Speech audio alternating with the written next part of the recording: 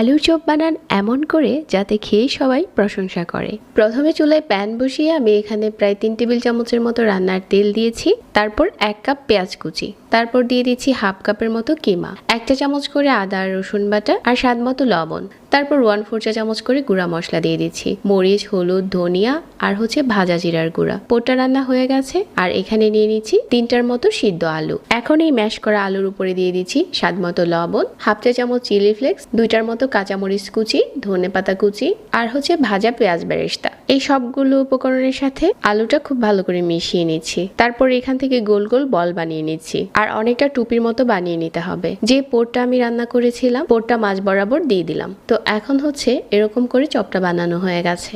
সবগুলো চপ যখন এরকম করে বানানো হয়ে গেছে, এটা এরকম করে বেসনের গোলাতে ডুবিয়ে গরম তেলের উপরে ছেড়ে দিতে হবে। এই গরম তেলের উপরে চপটা ছেড়ে দিচ্ছি। তো এভাবে করে উল্টে পাল্টে নিচ্ছি। এই চপটা আপনি চাইলে কিন্তু বেডগ্রামে গড়িয়েও ভাজতে পারেন। এখন এই চপগুলো তেল ঝরিয়ে উঠিয়ে নেওয়ার পালা।